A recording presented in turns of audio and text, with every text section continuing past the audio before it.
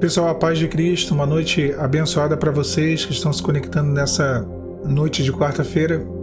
Que o Senhor possa ministrar ao coração de vocês uma palavra aos nossos corações. Queria falar um pouco sobre Gideão, um personagem bem conhecido, não é um personagem diferente daqueles que a gente fala assim, poxa, nem sabia que existia essa história na Bíblia. A de Gideão nós conhecemos. Gideão, ele é chamado pelo Senhor, por um anjo do Senhor embaixo do carvalho que estava em Ofra, e o anjo vira para ele e fala: Gideão, servo valente e valoroso, o Senhor é contigo. E ele vai numa baita de uma murmurada, ele vira para o Senhor e diz: Senhor, se o Senhor fosse conosco mesmo, se o Senhor é conosco, por que nos sobreveio todo esse mal?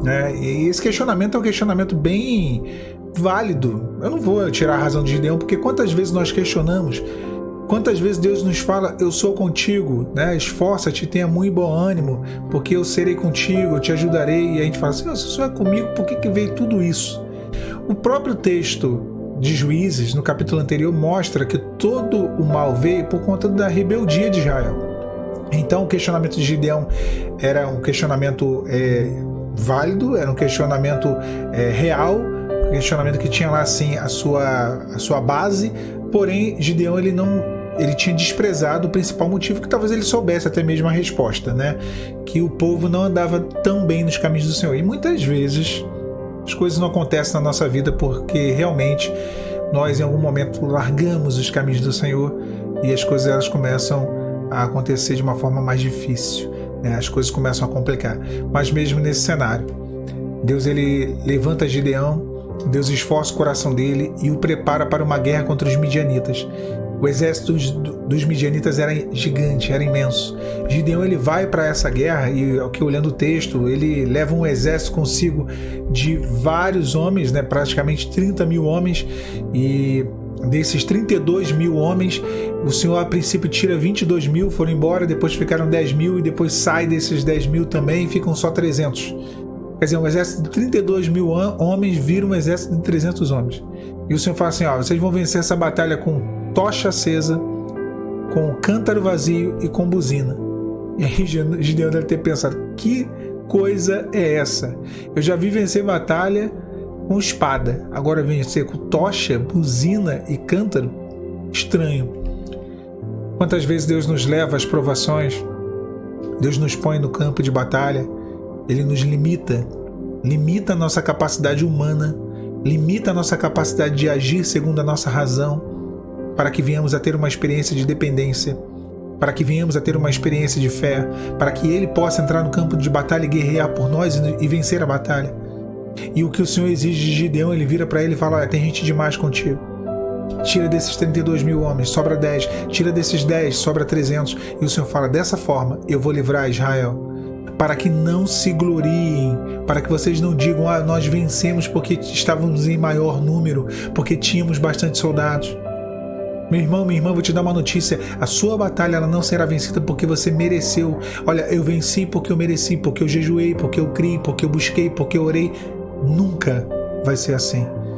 Existe um louvor que eu gosto muito do grupo Zoe, Ministério Zoe: nunca foi sobre nós, nem sobre o que podemos fazer, é tudo sobre você.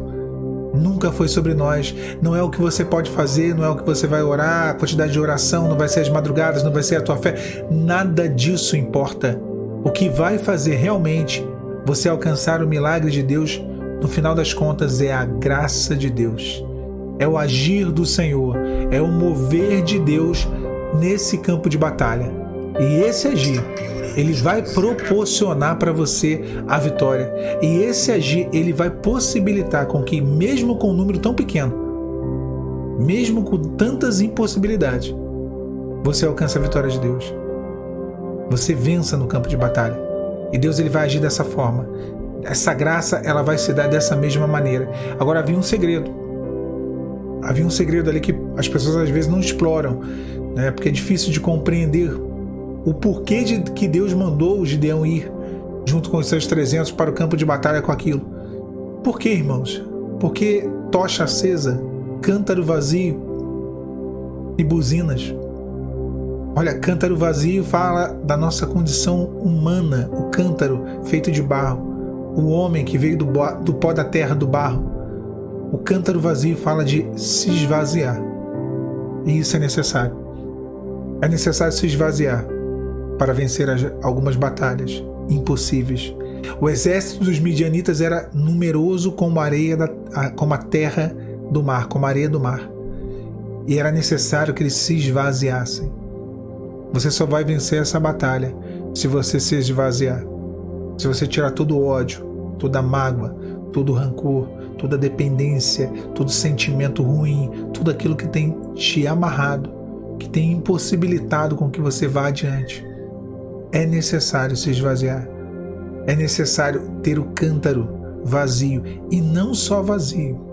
O cântaro tinha que ser quebrado. Porque não basta estar vazio. Você tem que permitir com que o Senhor te quebre.